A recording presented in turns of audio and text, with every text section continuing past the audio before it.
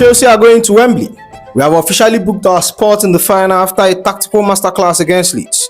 From Callum McFarnon peg in the holes simplification to an Enzo Fernandez performance that redefined the captain armband.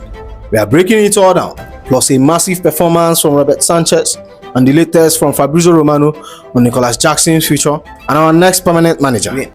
Finally, after a brutal run of results that had us questioning everything, we finally secured a win. Not just any win, we have booked our place in the FA Cup final at Wembley. And I have to say it, doing it by beating Leeds makes it feel a little bit sweeter. I'm in incredible spirit right now, and I know our boys are absolutely buzzing. We needed this boost and we got it. But the job isn't done, there are plenty to dissect. But moving on to the first thing we learned, and that is McFarnon tactical simplification. Let's be real, the vibe heading into Wembley was shaky.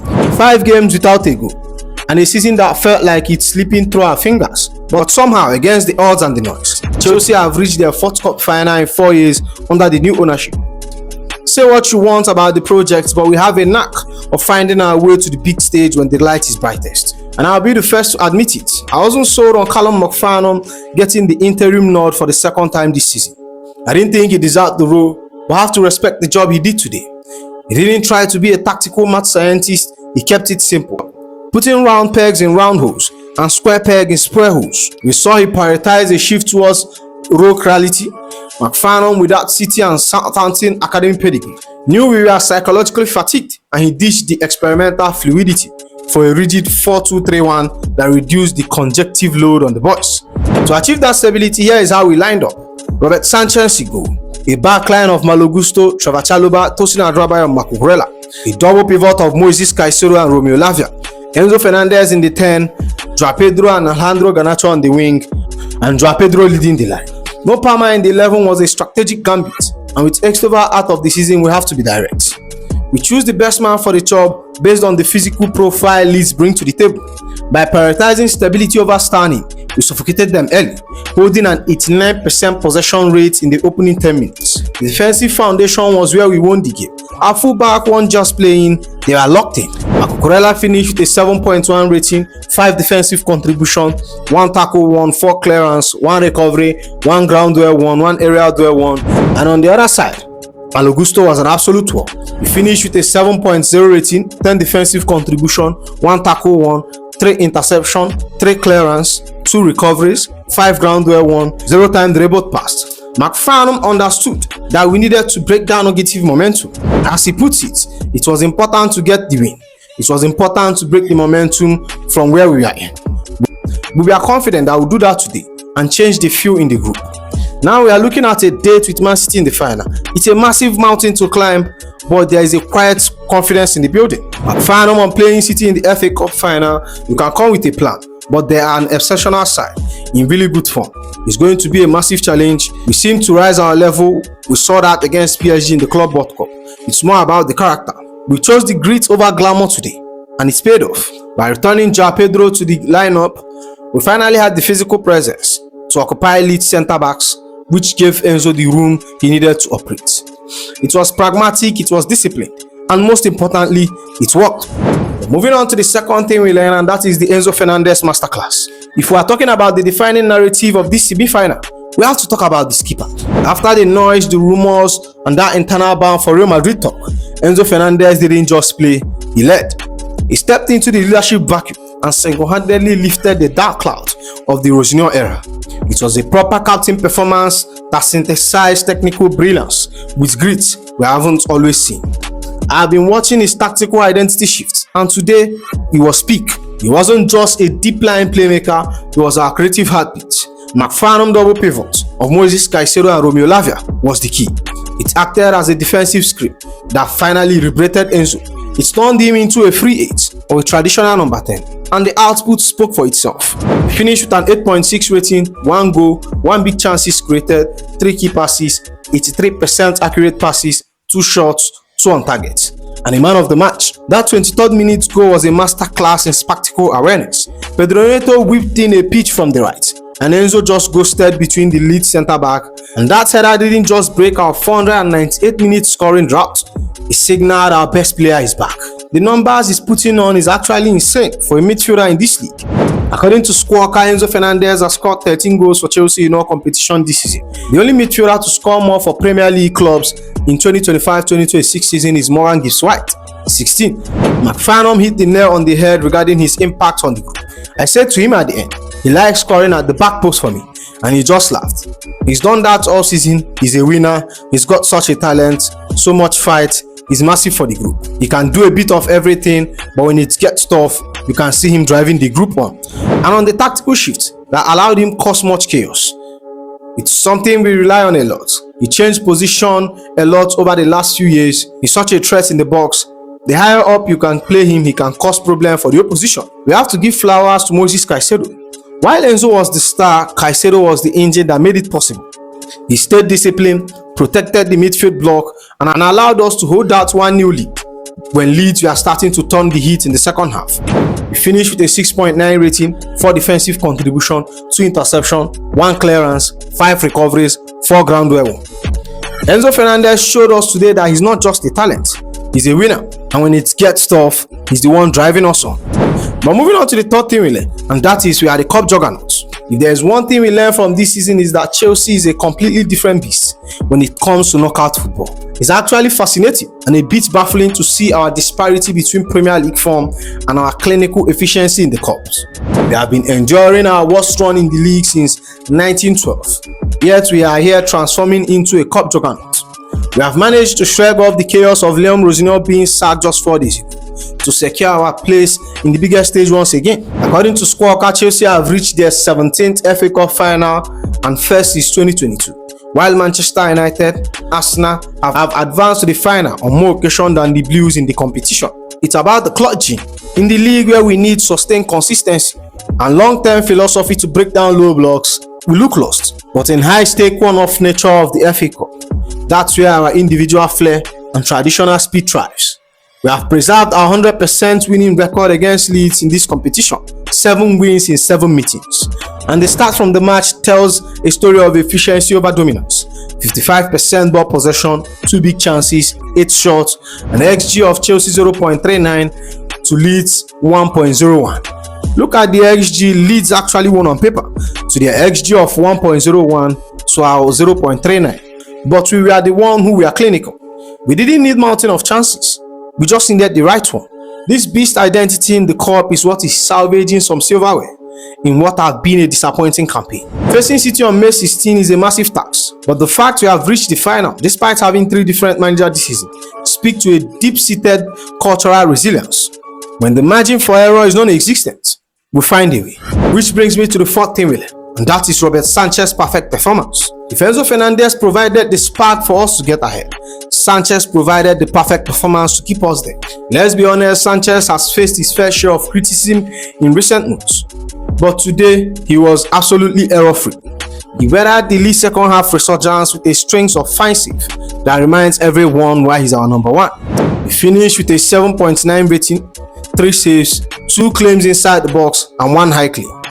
According to the data, we shouldn't have kept a clean sheet if not for his heroics. Robert Sanchez prevented 1.16 goal against Leeds, according to XGOT. The anatomy of his performance was built on high-stake intervention. The turning point came early in the 15 minutes when Chalobah gave the ball away cheaply and suddenly Aronson was through. Sanchez provided a magnificent save with his right leg to tip it over the bar. If that goes in, it's a completely different game. He didn't slow down in the second half either. Within 60 seconds of the restart, he was tipping a Joe Rodon pile driver destined for a top corner over the bar. Beyond the technical side, I loved his game management. He drew the anger of the Leeds fans for time wasting, but that was exactly what we needed to take the sting out of the game and protect the 1-0 lead.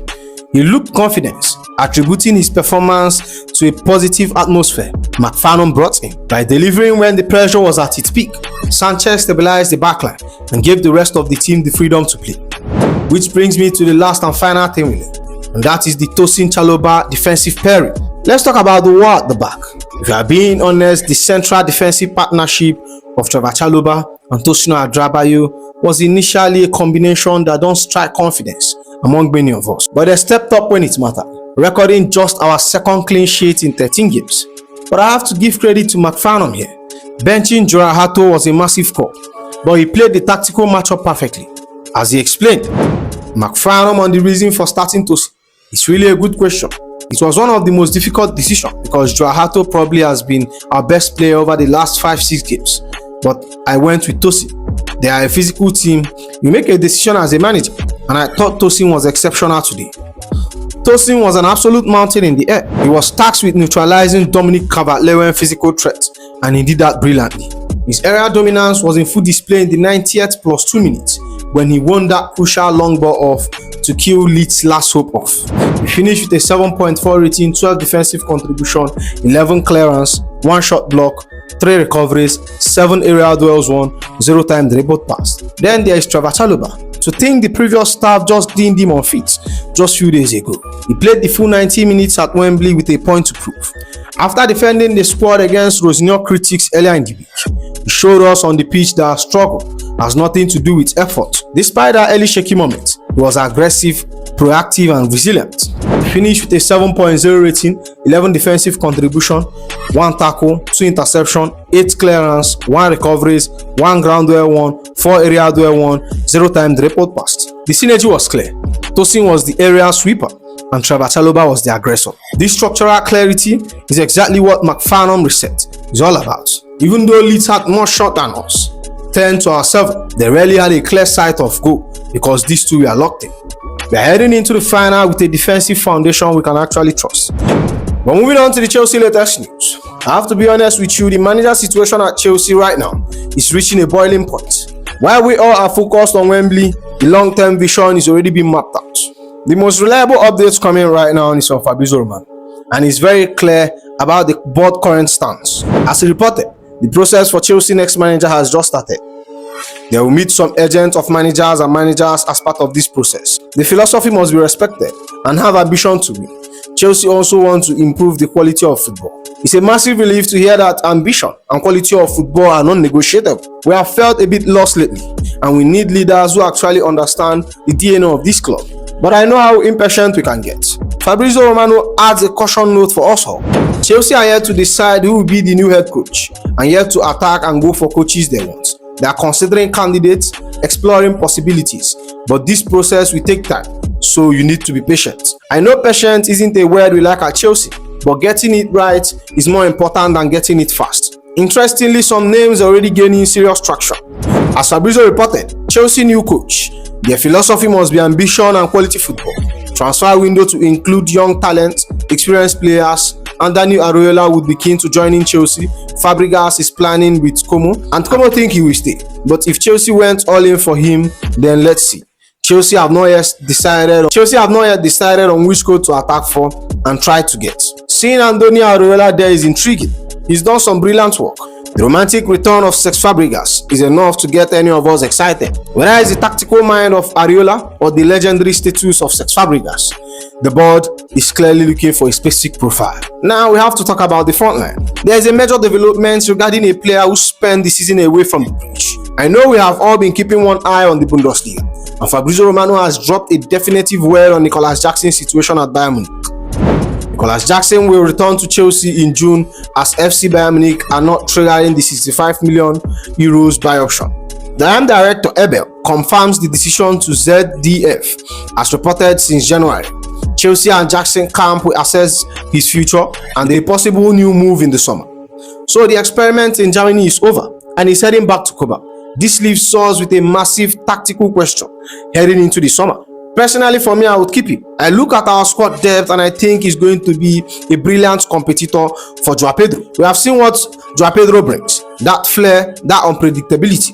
But Jackson offers a different profile. His ability to stretch the pitch, his physical presence, his relentless running off the ball are traits that can wear a tired defense down. When we look at the top teams, they don't just have one fixed starting 11. They have options that forces manager into good headaches. If we want to compete on up front next season, having Jackson and Joao Pedro battling it out for that spot keeps everyone sharp. However, the report mentioned Chelsea and his camp are assessing his future with a possible new move. This suggests the board might actually be looking to cash in or clear space for a marquee number 9. But I ask us, are we better off selling him for a cut price fee or giving him a clean slate under a new manager, whoever that might be? I want to hear from you guys in the comments. Would you take him back and integrate him into the squad, or is it time for us to move permanently and look for something completely fresh? Now I have to address something that have been circulating in the press today, and honestly it's infuriating. Just as we are preparing for one of the biggest games of our season against Leeds, Matt Lord dropped a report that is absolutely fire and brimstone. Chelsea may try to push some of their crybabies out this summer, with Garnacho likely to be one of the many the club would welcome bid for. But with this season's evidence, who in their right mind would sign Garnacho, Fofana or Sanchez will offer Chelsea the kind of money they want for a performative vice captain? Let that sink in. Crybabies, performative vice captain. This is the kind of energy being thrown around our squad. And look, I'll be the first to admit there is some truth buried in there. I think some of these players hasn't lived up to the badge this season, and the mentality in certain moments has been questionable. But I have a massive problem with the way this is being framed. These clowns in the media, and frankly, some within the club, don't know where to stop. I feel like the board would rather point the fingers at the crybaby they recruited or the managers they appointed and sacked than look in the mirror. Who set the whole structure up? Who signed off those massive contracts for the young players, then expect them to carry the weight of the world without a stable foundation? I find it rich they blame players for being performative when the entire project felt performative at times. It's easy to call them out now that they have lost 7 of their last 8 games, but we can't forget who built this house. Not want to move players like Enzo or Garnacho on. They need to realize they are the one who created this environment. I'm tired of seeing these players become the easy scapegoats, while the people at the top keep acting like they aren't the one who set up all this shit in the first place. And with that said, that's the end of the video, my friends. Make sure you like, comment and subscribe, and I'll see you in the next one.